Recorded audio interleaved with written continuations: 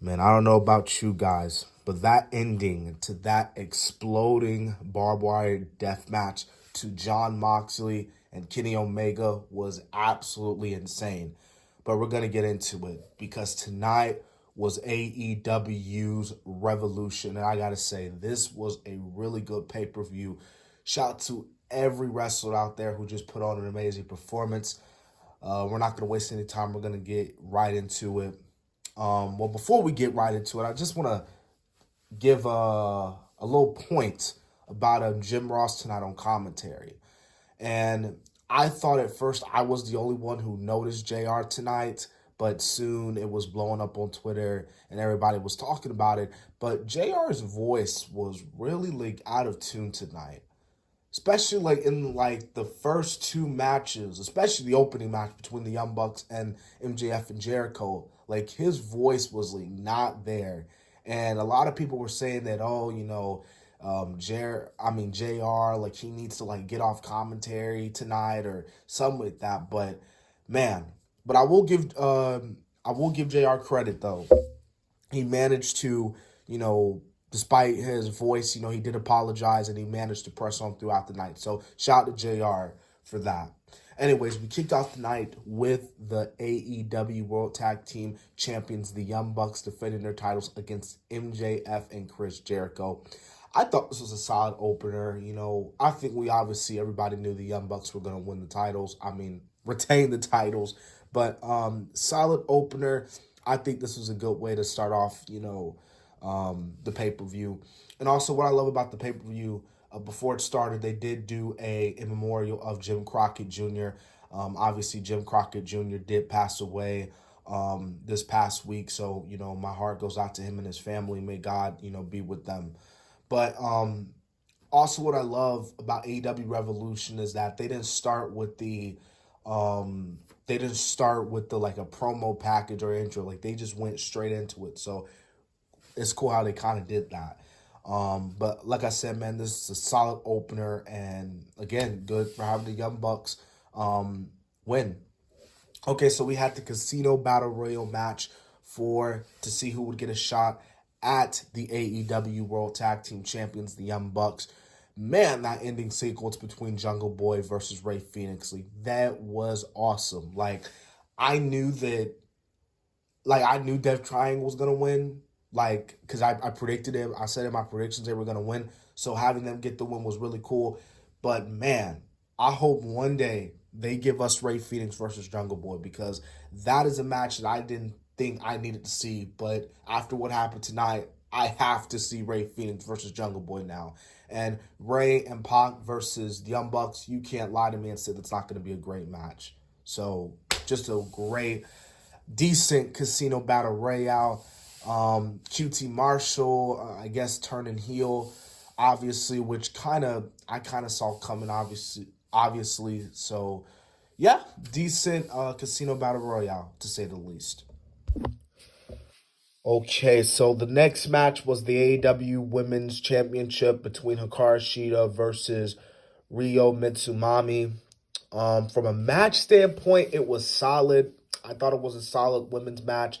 That's my thing with Hikaru Shida. Don't get me wrong, she is very beautiful, a very beautiful woman. But as far as her matches could be solid to good. But tonight, for me, this was a solid matchup between Mitsumami and Shida for the Women's Championship. Now, I know a lot of people are probably thinking, well, why did Shida retain the belt? She's the longest reigning champion in AEW. Why is she still holding the belt? I think it makes sense for Shida to drop the title to someone like Britt Baker, because I think Britt Baker is well established as a heel, and we saw it tonight. Britt in the buy-in pinned Thunder Rosa. So again, Britt Baker, with that credibility, can slide her way into the AEW Women's Championship, get her an opportunity, and have her be, she then become the new AEW Women's Champion. Speaking of Britt Baker, her, Nyla Rose, and this other Japanese popular girl, I can't really pronounce her name. They all attacked, Mitsumami and Shida after the match. Thunder Rosa did come out, so it looks like that on Dynamite, we're going to get a 6-woman tag team match, most likely, with those 2 women. But like I said, man, as far as the match was solid, in my opinion. So before I get to this tag team match, AEW's next pay-per-view, Double or Nothing, was announced. Now, the problem with this promo package wasn't that AEW Double or Nothing is their next show.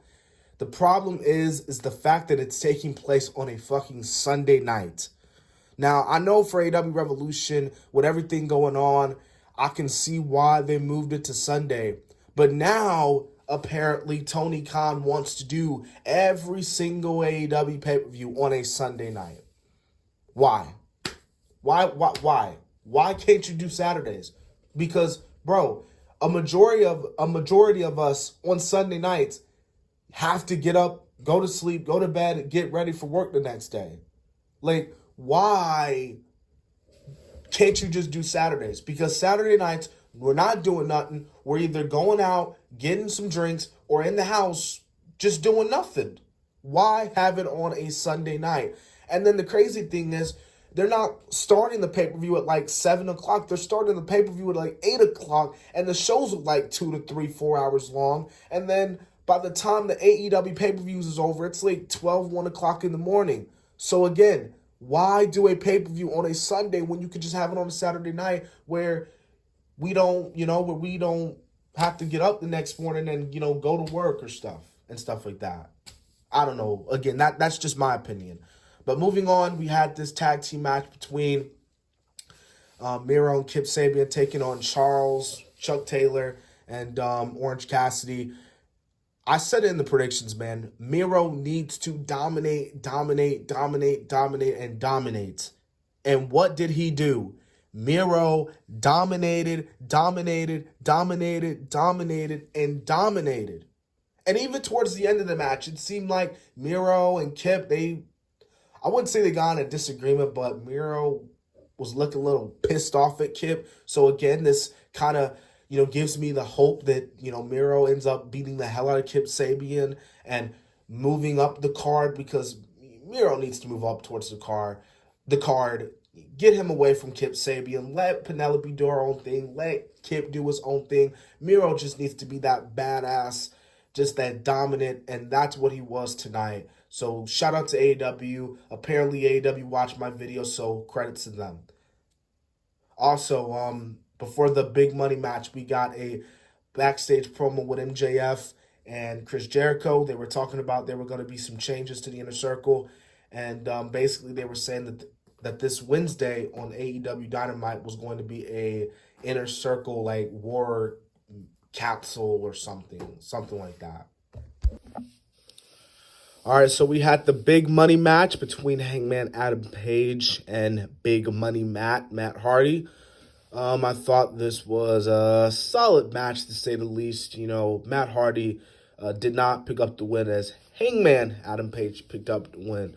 So that was pretty good, having Hangman win the match. Obviously, Dark Order also came out, trying to fight off Private Party, who was trying to interfere in the match.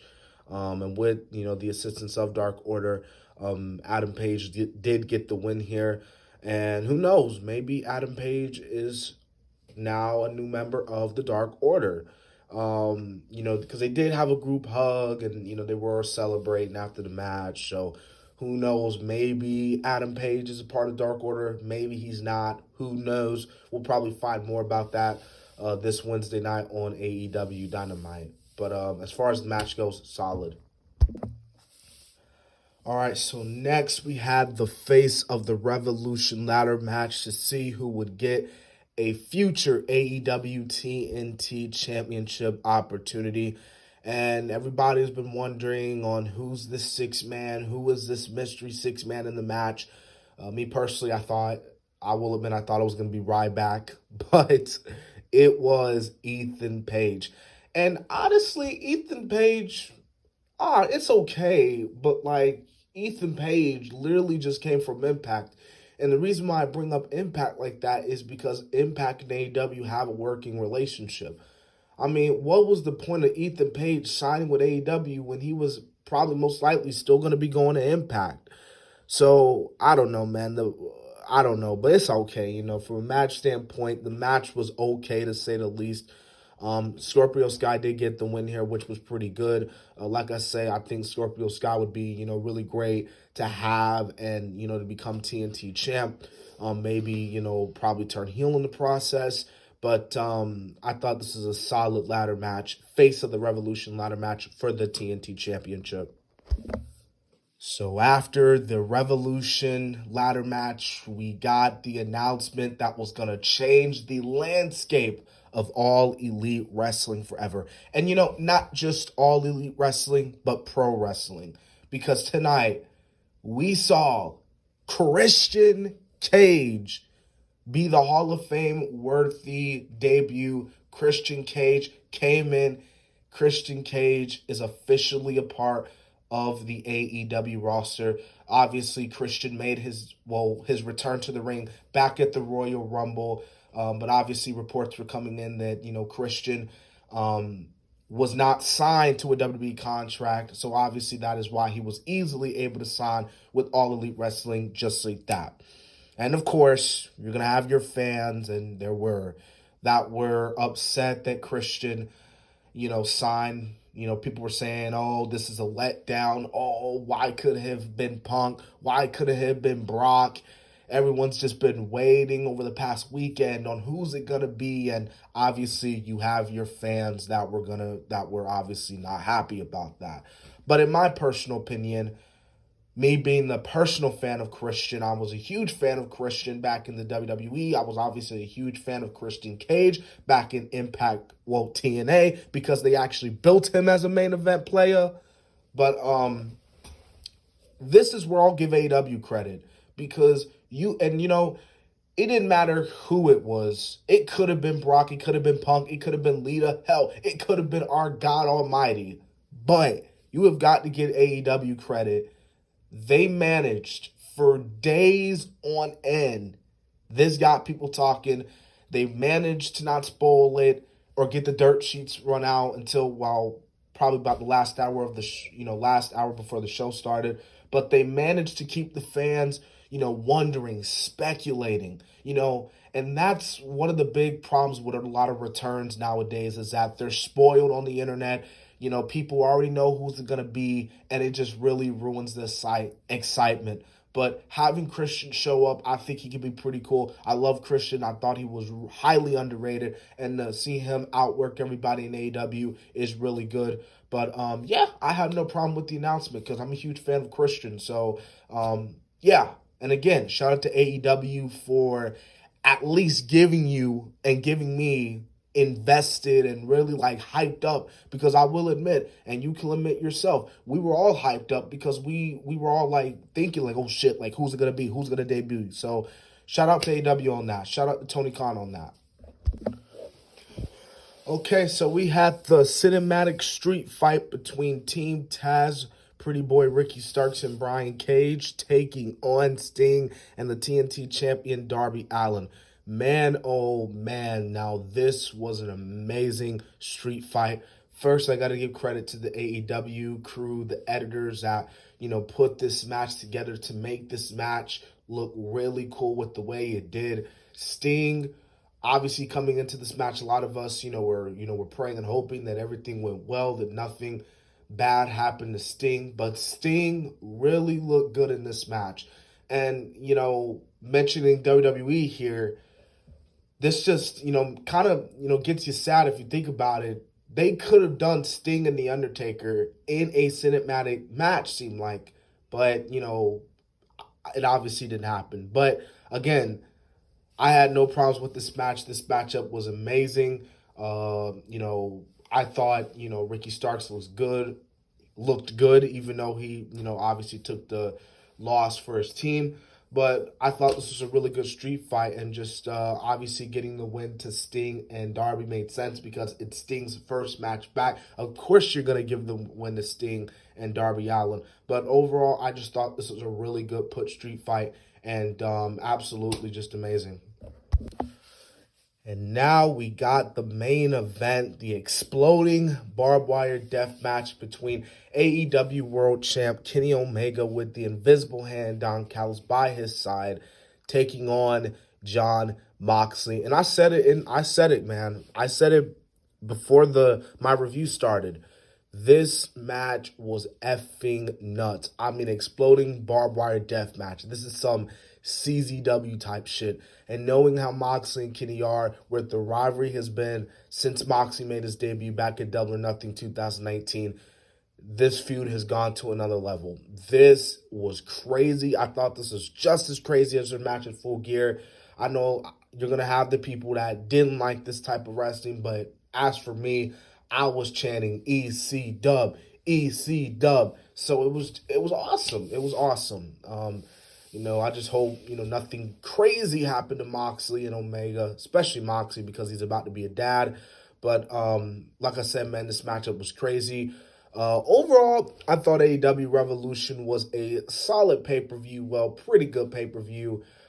A lot of these matches, I know like the beginning of the night was kind of solid to say the least, but once we got towards the end of the night, you could say that this was pretty good. So like I said, I would probably give AEW an 8 out of 10 to be honest with you. And like I said, this is a pretty good pay-per-view. Shout out to everybody. And again, if you haven't already subscribed to the channel, this has been the Kid DC Wrestling. And so yeah.